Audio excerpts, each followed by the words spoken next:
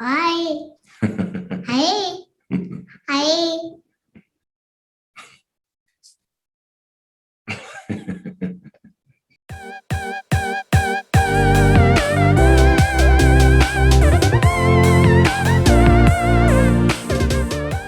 Okay, well, welcome to our last open session of this meeting. Subject is SpaceX Starship, and we are very pleased to welcome Elon Musk, who leads SpaceX, Tesla, Neuralink, and the Boring Company. As the founder and chief engineer at SpaceX, Elon oversees the development of rockets and spacecraft for missions to Earth orbit. In 2008, SpaceX Falcon 1 was the first privately developed liquid fuel rocket to reach orbit. And in 2017, SpaceX reflew both the Falcon 9 rocket and Dragon spacecraft for the first time. They are also currently developing the Starlink mega constellation of communication satellites and the Starship heavy lift launch system. And we welcome you, and you can unmute yourself and I'll mute me.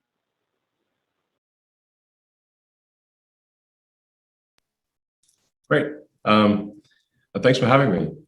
I think there may be an introductory video potentially that we can play. Okay.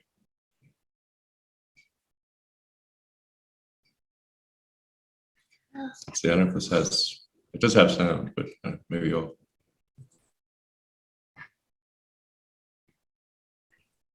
Andrea, can you check the sound?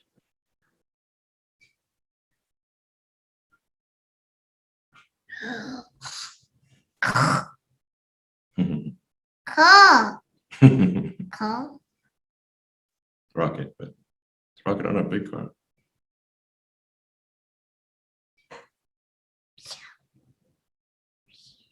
It seems to be a bit jerky. Let me try that again. I was muted. Okay. The sound isn't essential, but Hi. Hi. Hi.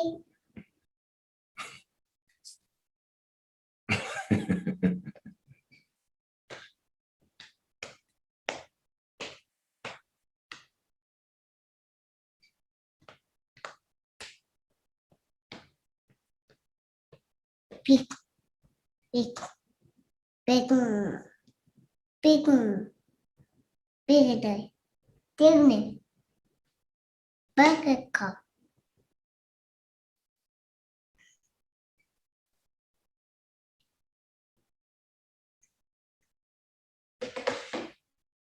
Beep beep. Beep beep. Beep.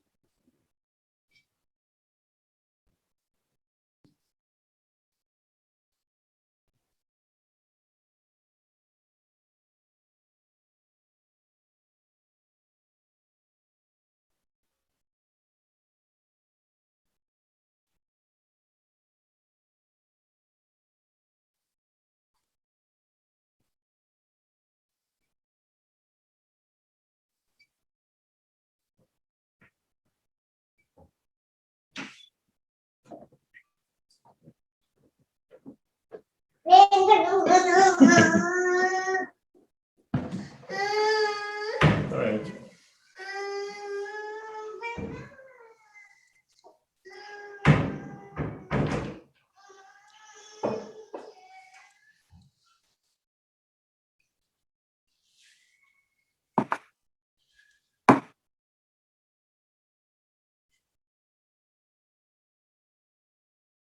Great.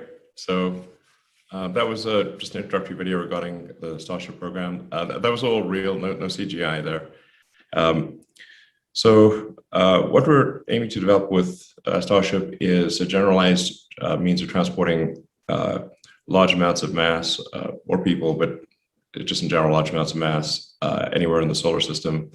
The idea behind behind this is to have the first fully and rapidly reusable rocket, which is really the holy grail of rocketry. if you can have a fully and rapidly reusable rocket, orbital rocket, then the cost of transport of a ton to orbit drops by about 2 orders of magnitude, maybe better. So, just as it would for really any mode of transport, if you say had aircraft or cars that were not reusable, you would see very little use of aircraft and cars, because you'd have to buy a new aircraft every time you went somewhere. And if you traveled somewhere in a car that was single use, you'd have to obviously tow a small car behind you just for the return journey.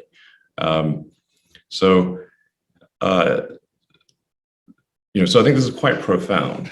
If we are successful, and at least from a design standpoint, it appears to be, all of the calculations close for having a fully reusable 100-ton to low Earth orbit capability. The vehicle is very big. So one of the things that helps with reusability is scale, because, for example, the electronics that control the brain of the vehicle, if you will, does not actually get any heavier if it is a big vehicle or a small vehicle. So things like avionics and control, inertial measurements, sensors and whatnot round down to basically almost no percentage of the mass for a big vehicle. Whereas for a small vehicle, obviously that would be much more of an issue. So scale certainly helps. And then we're using the most advanced engine cycle, which from a physics standpoint is the best. You can extract the most amount of momentum for a given amount of fuel or propellant, which is a full flow gas staged combustion engine. That's the Raptor engine.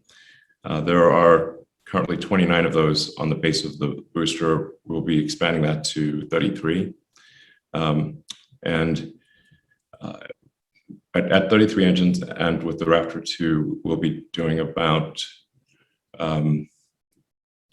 7,700 metric ton force of thrust on liftoff. So it's about 2.2, 2.3 times the thrust of a Saturn V.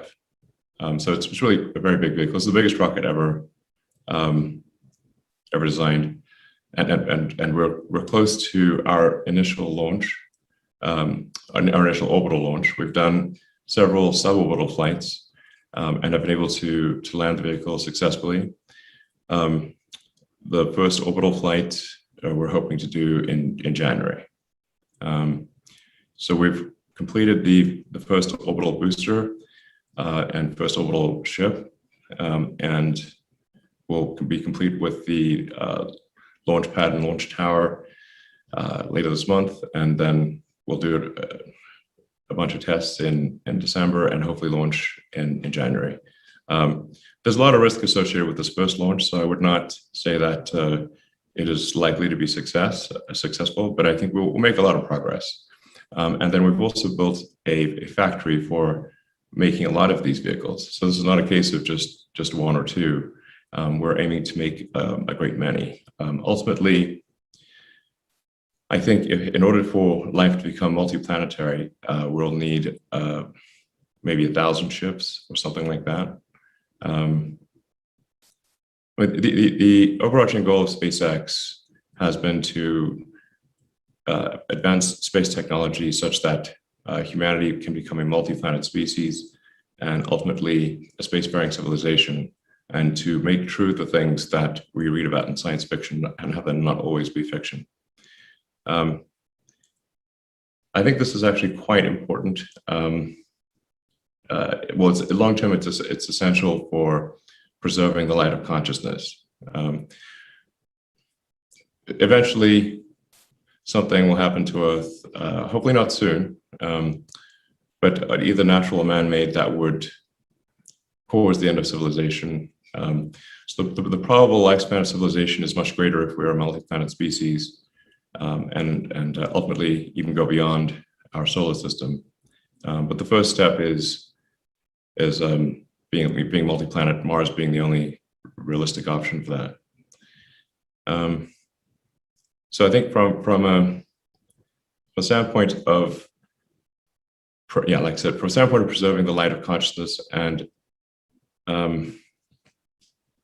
which I think we should regard as fragile, I think it's extremely important that we try to become a multi-planet species as quickly as possible. Obviously, along the way, we will learn a great deal about the nature of the universe.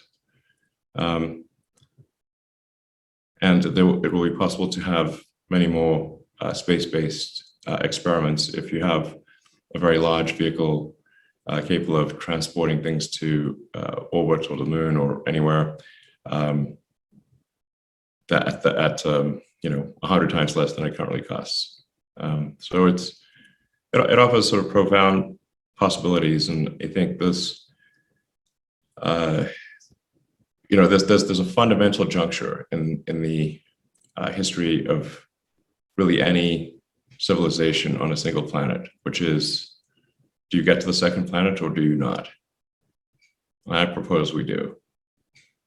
And I think we should do it as soon as possible. The window of this opportunity is opened now for the first time in the 4.5 billion year history of Earth. It may be open for a long time, or it may be open for a short time, and I think we should, be hasty so that just in case it's only open for a short time. Yeah, so like I said, I think this is very important for the long-term preservation of the light of consciousness. And of course, we'll naturally, we'll learn a lot of science and develop a lot of technology along the way. So that's what Starship's all about. We have an interesting project that we're working with Seoul Perlmutter at Berkeley on, which is to have a really big telescope. This is taking a ground-based lens that was intended for a ground-based telescope and creating a space-based telescope with it.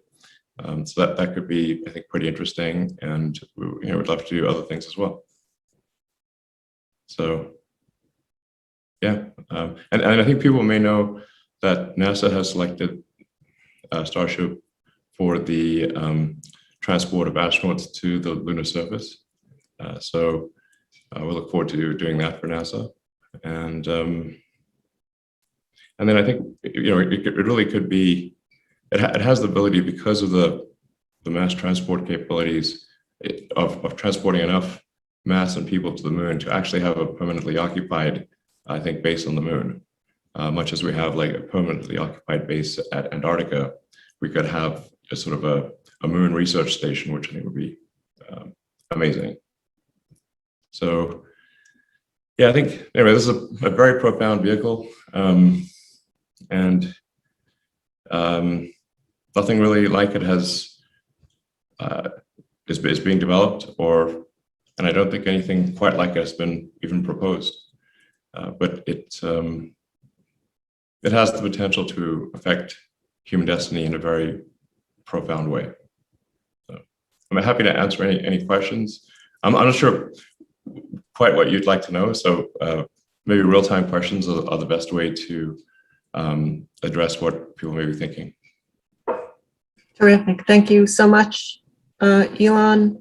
From our board members, please raise your hands for questions. And our first question will come from Louis DeMauro.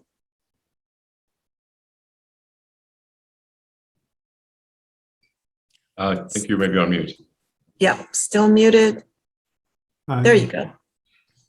Just saying, thank you for that. It's a rather big vision. I wonder, in order to achieve this goal that you painted, what type of international collaboration do you see to get this done? And, what are the possibilities of actually pulling that off? Well, we're not assuming any international collaboration. We're building this thing right now, and we're really building it from internal funds. NASA is providing some support, because they intend to use Starship for transporting astronauts to the surface of the moon. But this has really been an internally funded effort, probably, I don't know, at least 90% internally funded thus far. And we expect to reach orbit, probably, I don't know if we'll get there on the first attempt, but I'm confident we'll get there next year, and we intend to have a high flight rate next year. It's difficult for us to actually have international involvement because of ITAR. So I'm not sure, I don't really see anyone outside the US who is building some part of what we need. So yeah, we're just doing it. It's great. Wonderful answer. Next question will come from Adam Burrows. A fascinating vision. I don't know where to begin, but I will ask just a technical question. It was surprising to many that I believe you chose a stainless steel for the vehicle. I could be wrong, but what were the technical and engineering reasons for that? And don't stint on the details. Sure. That's, I think, a very interesting question, because to a lot of people, intuitively, they would think of steel as being heavy, and rockets need to be light. So, well, that seems a pretty odd choice, picking a heavy-sounding thing for rockets, especially orbital rockets that need to be very light. I mean, the nature of Earth's gravity being quite strong and a dense atmosphere means that you really have to have an incredibly good propellant mass percentage. And you have to have very efficient engines to get anything to orbit at all. So then why steel? So we started off with an advanced composite. So intuitively, if you ask people who understand materials, they will say we want to make something incredibly light. They'll say probably you want to use state-of-the-art carbon fiber composite. That's usually what they'll say. And that's what we started out with, which was really a very advanced carbon fiber, and actually it was only made in very small quantities. It cost $130 per kilogram, so it was very expensive material. And there are some challenges if you want to make the primary structure out of carbon fiber, which is that you've got to contain cryogenic fluid, and you need gas in sort of what's called ullage gas, pressurization gas, to pressurize the propellants in the main tanks and feed the engine turbopumps with a given inlet pressure. So if you have a carbon fiber tank, because it tends to be porous and also potentially flammable when subject to warm gaseous pure oxygen, because our vehicle is autogenously pressurized. So the oxygen tank is pressurized with gaseous oxygen, and the fuel tank is pressurized with gaseous methane. So the resin and the carbon in the carbon fiber is potentially flammable with hot, pure oxygen gas. So you'd have to have some kind of liner. So when you look at the full mass and complexity of a carbon fiber system, you start having things that reduce the mass efficiency of carbon fiber, such as having an inert liner and being worried about gas permeating through the carbon fiber and that kind of thing. So but it still would be it's still an okay choice. However, we were having a lot of trouble making progress with the carbon fiber because this is a 9-meter diameter rocket. And so you're wrapping carbon fiber with typically, in this case, 60 to 120 plies, depending upon where you are in the tank. And you have to get all of those wrappings accurate and not leave bubbles or separator sheets or all the things that typically happen, or you've got to scrap the whole thing.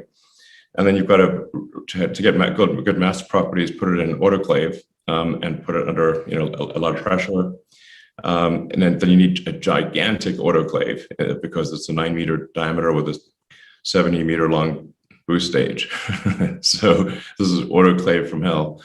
And we just weren't making rapid progress with this material. So then the next thing the other two materials worth considering are a high strength form of aluminum or aluminium, or potentially steel. So for Falcon 9, we use aluminum lithium, which is the highest strength to weight aluminum alloy that you could use. Very difficult to weld, but that's what we use for the primary structure of Falcon 9. Then, but the problem is it's very difficult to weld. You need to do friction stir welding, and also the material cost is quite high. So, that's sort of material cost, arguably on the sort of $40 a kilogram level.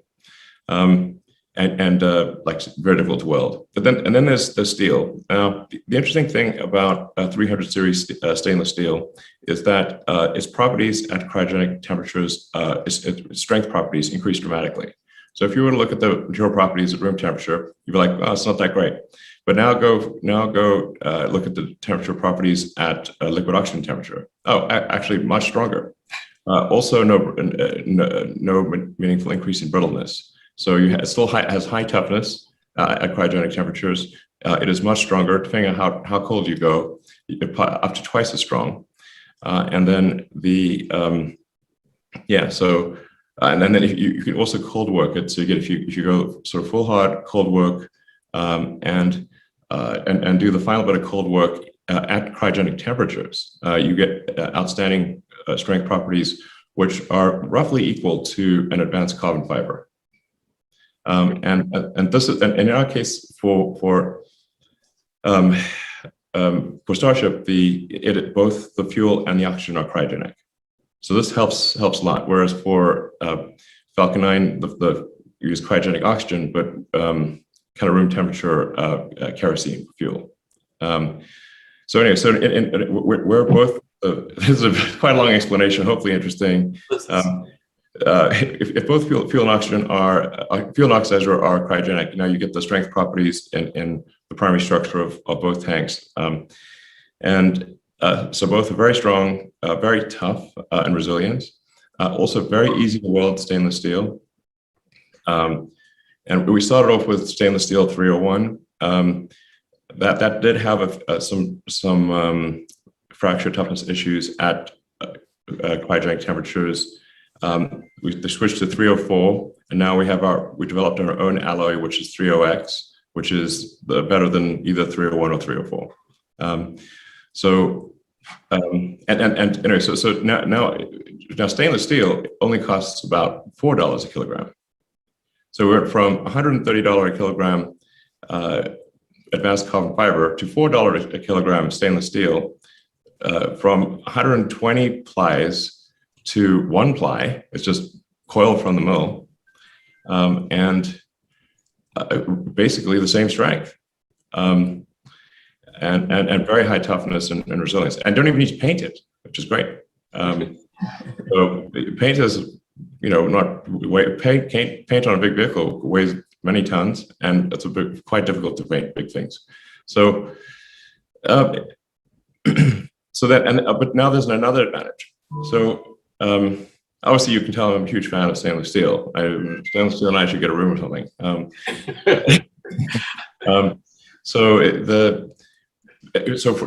In making the vehicle reusable, so now it's coming in very hot. So the ship is coming in at hypersonic velocities, coming sort of kind of like a Mach 25 entry velocity. So this would just obviously just melt it.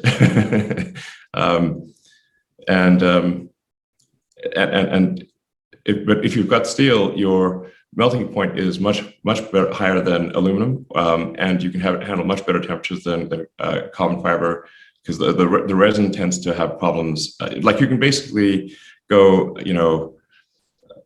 anything much above, say, 200 Celsius, or for carbon fiber or aluminum, is you start falling off a cliff from a strength standpoint. But for steel, you go 800, and it's fine. Even 1,000 can be fine. So for the ship, this means that the heat shield mass is significantly reduced, because the heat shield mass is determined by the temperature on the back of the tile that then transmits to the hull. So if the hull is steel, you can have thin heat shield tiles, whereas if the hull is carbon fiber or aluminum, you have to have thick heat shield tiles. And you also need no heat shielding at all on the leeward side of the ship. So it is actually lighter than the most advanced carbon fiber vehicle. Yeah, I'm very surprised at that, but that was very, very interesting. I appreciate your long disquisition on this, and I thought that the steel substituting for aluminum on the reentry made some sort of sense. I didn't realize any of the other stuff. Yeah, it ended up being the right thing, and then it's just and it's the cost is ridiculously low. It's like $4 a kilogram. Even for the special alloy that we're developing, although it requires like a mill run, it's not using anything super exotic. We might throw a little exotic spicy something in there, but it's a small, it's it's gonna be like 0.2%. So it's still gonna be like maybe $4 a kilogram, maybe $4.50. And then it's just very easy to weld. Yeah, I love it. It's great. And then if we want to just add something to, if you want to, it's easy to repair. It's if you want to, add a sort of something to carry some wiring or plumbing or whatever, you just weld it right on. It's super easy. It's great. Thank you. I very much appreciate that. It's a high tech, low tech. Wonderful. Yeah. Our next question will come from Howard Singer. Elon. Hello. I started my science career watching Captain Video and reading Isaac Asimov, and you've made all that fiction real, so thank you very much. My question is, what are you doing for radiation protection for the crews? And if you have you explored the need for forecasts of the space weather conditions or the space weather environment? Sure. I think there is, there's always some risk going into deep space, and we definitely wouldn't want to be traveling when there's like intense solar storms or anything like that.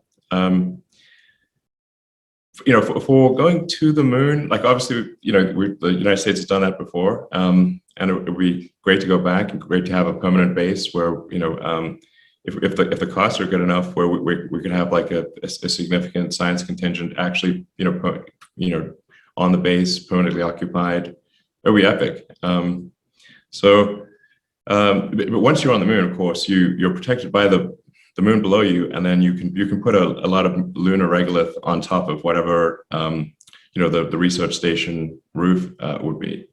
So once you're there, easy to protect. On the way, we'll have to check the weather report. And for Mars, it's going to be trickier. Obviously we don't have all the answers here, but and there may be some clever ways to reduce radiation effects. But I don't think they're insurmountable. Alrighty, thanks. Our next question comes from Margie Kivelson.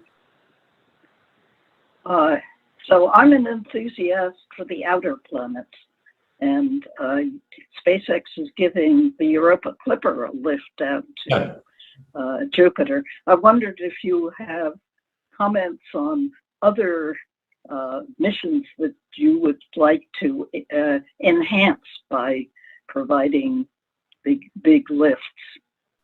Sure. Actually, we're really excited and honored to be flying the Clipper mission. I think there could be some incredibly exciting things to discover. Hopefully, are under Europa. It seems like probably the best place for some strange life. So hopefully, we find some really cool things. So yeah, I can't wait to launch the Clipper, and that'll be on a Falcon Heavy currently. With the Starship, we could, like, the great thing about Starship is it really should enable us to send very big things, and also to send them fast and like need much less in the way of sort of planetary gravity assists and that kind of thing. Especially if we could build a propellant generation on the moon, then we could really send something with very high delta V. And if we have a base on Mars with a high delta V, now you can basically planet hop from Mars to maybe Ceres, to maybe one of the moons of Jupiter, and ultimately all the way to the outer solar system. Basically, any place we can put the gas station, that gives us another whole leap forward. So ultimately, Starship is designed to be a generalized transport mechanism for the greater solar system. And so it's really whatever you can imagine being, if you could get, 100-ton object to the surface of Europa, there's a lot more you can do than with a smaller object. Yeah, I think it's very exciting. Obviously, we still have a lot to prove, but architecturally, it is capable of transporting kind of almost any arbitrary mass to any solid surface in the solar system. Wow, terrific. Thanks. And Margie is actually leading the team building the magnetometer that you will be taking to Europa on the Clipper. Our next question comes from Steve Mackwell. Hi, Elon. Thanks so much for your presentation. I was wondering, what are your kind of plans for humans to Mars in terms of timescales, and are you going to send folks there for kind of a shorter stay, or you think a longer stay and bring them back, at least initially? I'm not sure. I think, so the first thing we'd want to do is confirm that we can land the ship safely on Mars. And so that might be, we'd want to probably land 2 or 3, I think, before sending people, and just confirm that we can land safely. And actually on those missions, we could obviously put a lot of scientific instrumentation. That I would recommend putting the lower cost scientific mission stuff on the first mission, but we'll certainly have propulsive landing very reliable on Earth, as we've been able to achieve with the Falcon 9 booster. It's now, knock on wood, so it's no longer, it's quite normal for the rocket to land safely, and we'll do the same with Starship, and then. I'm not sure quite what would happen. I mean, we might be working with NASA, or maybe NASA and other other countries to send people to Mars. But I view this very much as what set of actions can we take that maximize the probability that the future is good for civilization? Like what are sort of like civilizational risks that we can potentially mitigate? I just think being a multi-planet species is a tremendous risk mitigation for human civilization. As we know, eventually Earth will become, if you wait long enough, Earth will become uninhabitable. So in the long run, we're obviously all dead. but I think the technology that we develop in traveling from Earth to Mars, I think will be just a very powerful forcing function for the improvement of space transport. Like the initial boats that crossed the Atlantic and crossed the Pacific back in the sailing days were really terrible. They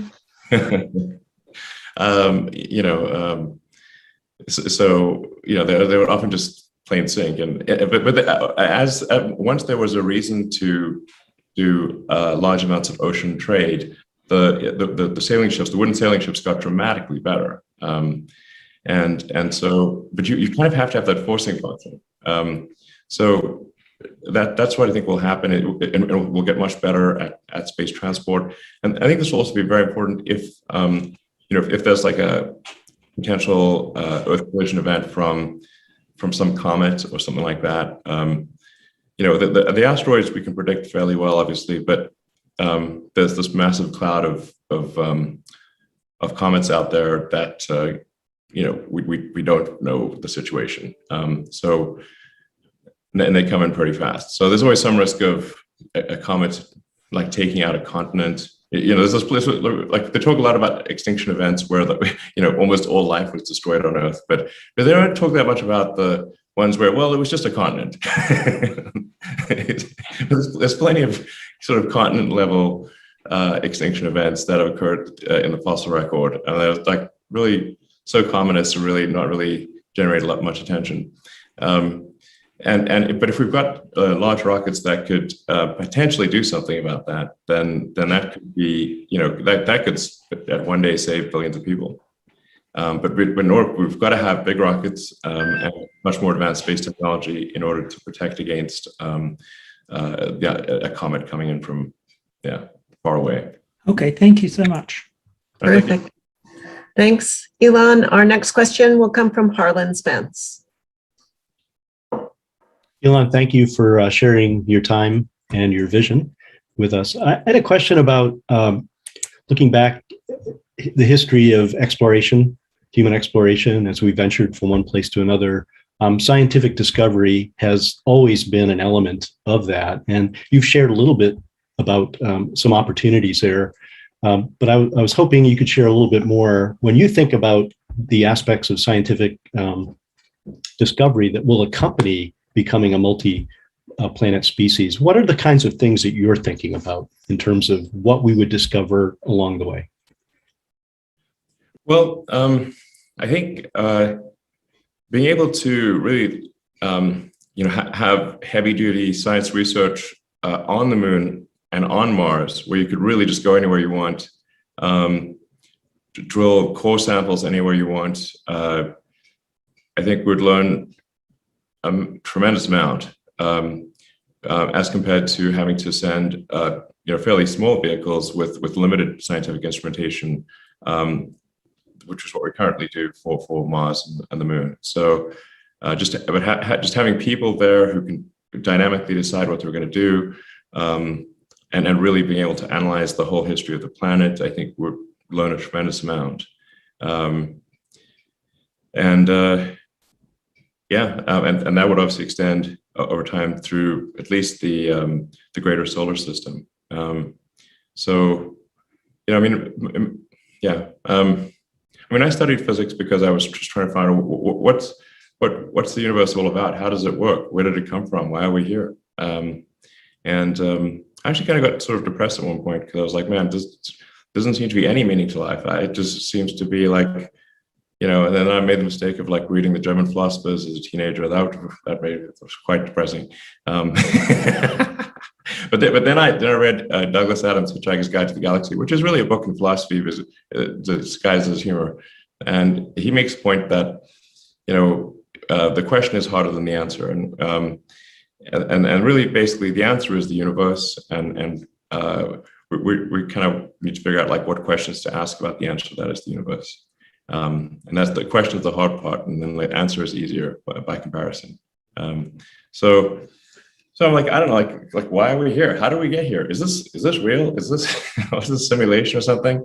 At least if we go to these other planets, we'll make the simulators work harder and have to buy more computers to run the simulation or something. I think it's and if we are able to at least be like a multi-planet species within the our solar system, then hopefully we can develop the technology to send probes to other star systems, and eventually maybe send people, although that's tough, but we can certainly send robots to robot probes to all the nearby star systems, and try to figure out what's the meaning of life and what's going on, and are there any aliens out there? Where are the aliens? They're so soft. Yeah. Thank you, Elon. Sorry, go ahead. Do you have time for a question or two more? Yeah, as much time as you like. Oh, wonderful. All right. I do have one question from a board chair, and it's this. One aspect of SpaceX that has distinguished it from the previous organizations has been its willingness to embrace failure as a development tool. When do you think you will be able to start selling Starship launches at prices significantly less expensive than Falcon 9, say 5 to 10 times less? Sure. Actually, I think it's not that far away. I think probably 2 years from now. Our rate of progress on Starship is very rapid, like I said, we're actually getting ready to do our first global orbital launch attempt within the next few months. We're expecting our license approval from the FAA around the end of this year, and then so that probably means a launch attempt in January or perhaps February. We're actually building the factory to make lots of Starships and make lots of engines in parallel. So there will be many vehicles. The engine build rate is currently the biggest constraint on how many vehicles we can make, because there are currently 29 engines on the booster, and there will be 33 even at a higher thrust level. That means, yeah, so 33 engines per booster, and these are big engines. These are, the Raptor 2 is a roughly 240-ton thrust engine. So we're talking like 500,000 or 600,000 pound thrust engines. So really quite intense. In fact, I'd say that building the production system for Starship is much harder than the design of the Starship itself. But we have that in progress, and we intend to do hopefully a dozen launches next year, maybe more. If we're successful with it being fully reusable, it means that we build up the fleet, just as we are with the Falcon 9 and the Falcon 9 booster, which is reused. We lose the upper stage every time, but we almost always recover the booster. So basically, we intend to complete like the test flight program next year, which means that it's probably ready for valuable payloads that are not kind of in the test, not for testing basically, but actual real payloads in 2023. So quite soon. Great. Thank you so much. All right.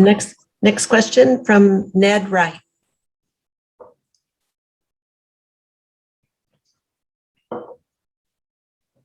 Ned, I think you're still muted.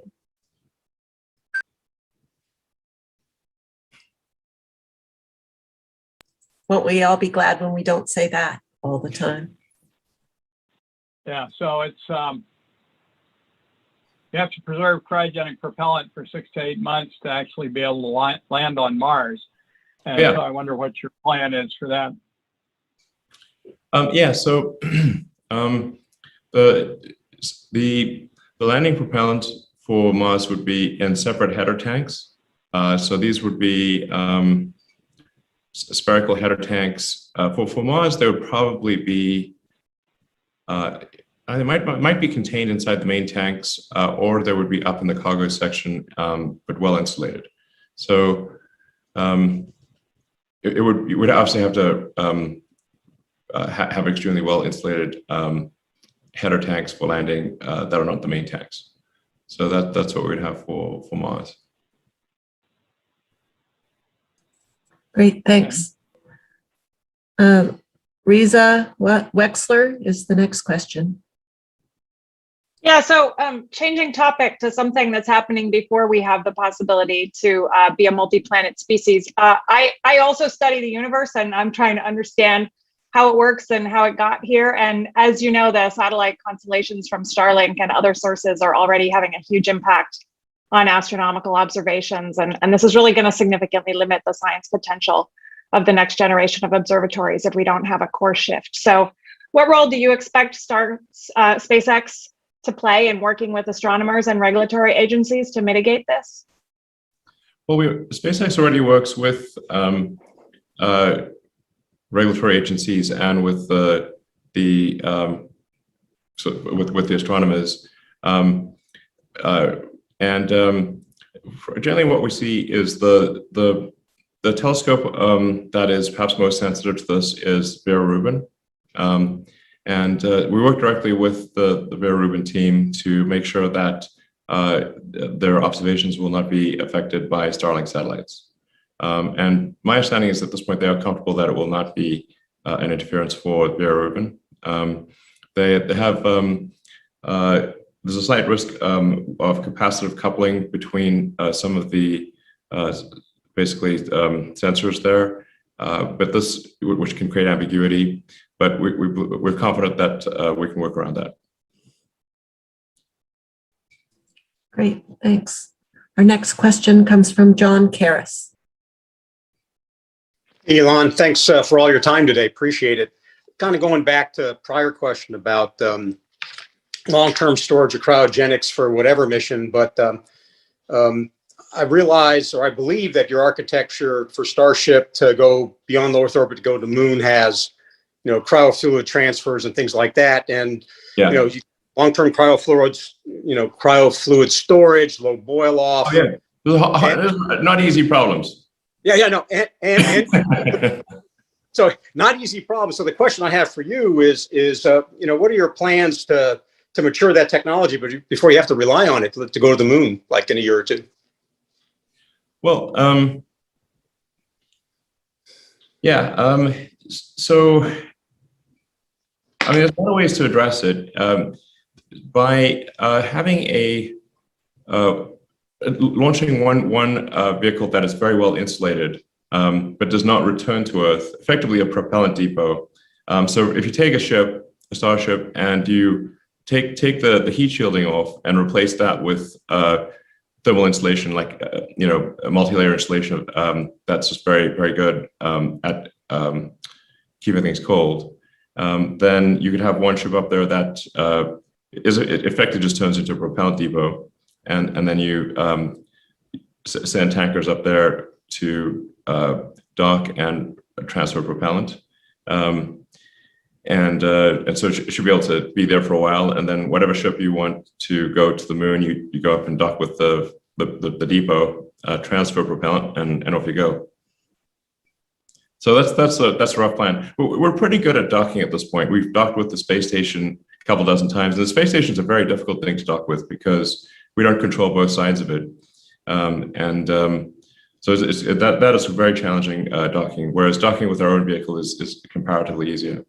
Yeah, but both of these technologies have really only been demonstrated on very, very small scale. So your scale is a lot larger, and I think poses other problems. So good luck in solving those. Yeah, no, I don't think we'll just sort of it's not exactly a walk in the park. So I think this is hard, but it is necessary, and it's the only way, at least with that I'm familiar with current physics, to actually make things work. And then obviously, aerial refueling is used quite a lot with aircraft. And so this is taking that concept and just doing it in orbit. So we know that success is one of the possible outcomes. We're not breaking any physics. Physics is the law and everything else is a recommendation. So, but just because it's at least in the set of possible success is at least in the set of possible outcomes. Yeah. Great. Thanks very much. Next question will come from Amanda Hendricks.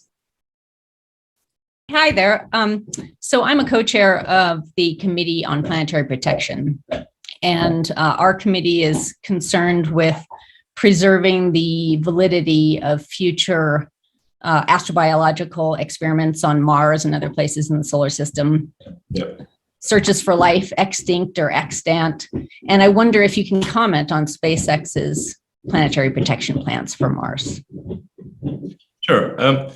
Well, I mean, first of all, it's not like we'll be launching to Mars really soon. I mean, Mars is a ways off, and but there is fundamentally a choice to be made, which is, are we going to try to be a multi-planet species, which would mean like at least in one spot on Mars that there is human biology, like that we will be, we're pretty hard to avoid no no biology if you send humans there. They're biological creatures. But I don't think this is going to invalidate research on the rest of the planet. I mean, Mars is a big planet, and so and there've been rocks that have been knocked off of Earth and landed on Mars and that kind of thing. So, but yeah, I think you wouldn't want to sort of spread biological debris all over Mars, but I think we will have to put at least somewhere if there are people going there, at least in one spot, and then just make sure we try to contain that and not have it sort of spread around. Yeah, and I guess it's same for the moon and other places. Thanks. Thank you, Elon. We'll just take a question or two more. Next question from Larry Paxton. Hi, thanks for your time. I have a question that was engendered by a remark you made in passing that I think is very interesting, which is where you said that there's a window of opportunity for us to get off the planet. And the question that occurred to me was, you followed that up with saying that you didn't know how long that window of opportunity would be open. Yeah. And there, you mentioned in passing, of course, the traditional things like, exogenous forces like cometary impact or a near-Earth object. But I was wondering, with all these compelling reasons for us to get off the planet, and including the compelling reason to have another refuge for the human race, what do you see as the biggest threats? And in particular, we have a wide range of expertise here. We've been talking about some of the problems that we think are the most important that are unresolved yet. I just wonder what you felt were the most important issues for us as a human race. Yeah, I mean, in general, I've thought about this quite a lot, which is not to say that I've thought about it correctly, but I've thought about it a lot. And the one of the bigger risks on Earth would be, that we need to transition to sustainable energy. Even if one discounts the CO2 capacity of the oceans and atmosphere, eventually we will run out of hydrocarbons to burn, and so we need something that's long-term sustainable. So that's sort of I kind of split my time between Tesla and SpaceX, and so Tesla's trying to accelerate the advent of sustainable energy, and that's to mitigate the risk on Earth. And then SpaceX is intended to mitigate like longer term risks that could potentially extinguish consciousness as we know it. I mean, we got the sort of delicate candle of consciousness sort of flickering in the darkness here. And I don't know if you guys have seen any evidence of aliens, but I sure haven't. I get asked that a lot. So, I mean, I think the Fermi paradox is just an incredibly interesting question. And I'm not sure who said it, but there appear to be, if there's either a lot of aliens or none, and equally, those answers are equally terrifying. So anyway, so I think, but with respect to nearer term risks on Earth, obviously sustainable energy and potential nonlinearities in the CO2 ppm in the atmosphere are a concern. If we start doing things like melting the Siberian tundra and that kind of thing. I'm probably less alarmist than most on climate change. I'd put myself in the moderate category on climate change. I just think it's the amount of inertia associated with the hydrocarbon economy is so gigantic that it will require a long time to make that transition. And so it's probably better to start it sooner rather than later. And that's why I describe the fundamental good of Tesla as the degree to which it accelerates the advent of sustainable energy. It will happen, I think, anyway, but faster is better. Then as for risks on Earth, I mean, there's always good old nuclear Armageddon, that's still one of the things. That's not out of the question. There's still a lot of nuclear missiles pointed at us in the US and many parts of the world. I don't know what quite that risk is, but it's not zero. I think there's maybe some counterintuitive risks or that people don't put that much attention on. If you look at the birth rate trends, the birth rate trends are very negative. And so, and in many countries are seeing population decline with no end in sight. So I think there's, I think the very low birth rate, I think, is actually quite a significant risk, but an underappreciated one. Yeah. And for population prediction, I would recommend taking things like the number of babies born last year and just multiplying that by the probable lifespan. And if you do that, I think you'll see numbers that are very, very bad for future population, and with an inverted demographic pyramid. So you've got a lot more older people, and then fewer middle-aged people, and then eventually just very few youngsters. And this will necessarily lead to resources being applied to taking care of the elderly instead of advancing science or advancing civilization. I'm quite worried about that one because I see no reversal of the trend. That would, civilization will die with a bang or a whimper. That would be dying with a whimper. Then there's obviously, of course, a pandemic that's like COVID, but which has a much higher mortality, sort of a long, high contagion, highly contagious, long incubation period, high mortality type of pandemic. That's clearly a risk. AI is, I think, maybe more of a risk than people realize. Ironically, the smart people tend to think AI is less of a risk because they think that they're so smart, but actually we're just humans and we're quite dumb. It's amazing we got this far, frankly. So if you see the advancement of AI, it's clear that AI will exceed human intelligence in every way if these trends continue. And the list of things that the human mind can do better than AI is less and less every year. So, hopefully that AI is coupled to human will, but it might not be. The long-term goal of Neuralink is to achieve sort of better symbiosis with AI and with the kind of human mind. In the short term, Neuralink, I think, will help solve a lot of brain injuries and diseases and spinal injuries and that kind of thing. But long term, because one of the things that I'm getting quite esoteric here, but we're already a cyborg, really, in the sense that our phones and computers are an extension of ourselves, and you could say we arguably have the primitive kind of limbic system, the cortex, the higher thinking, and then we've got a tertiary layer, which is silicon in the form of our computers and phones and everything. We have already somewhat merged with computers, but the issue we have is the communication rate. The bandwidth with the computers is low, especially output. If our output is 2 thumbs, that's, we're talking maybe 10 bits per second or something like that. Or maybe 100 best case. It's a very slow output.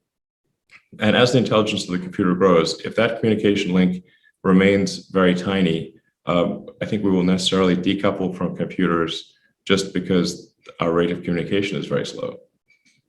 And so if we can solve the I/O bandwidth question and by, increase it by 1,000 or more, maybe 1 million, then you could have human machine symbiosis that is much better. I mean, that's at least one approach. Let's see, what else is there? I mean, religious extremism, if that grows over time, religious extremism is certainly a threat to advancement of science. So depending on how far that goes, that could be an issue. What do you think? Yeah. I think I want to add, I think that this is a fundamental question because, as you said, the Fermi paradox, should either be a tremendous number of alien civilizations, or there is some gate that so many civilizations have failed to get past. And the question is, are we going to fail to get past that gate as well? The great filters. Yeah. So I think at least one of the great filters is, does a civilization become multiplanetary or not? Yes.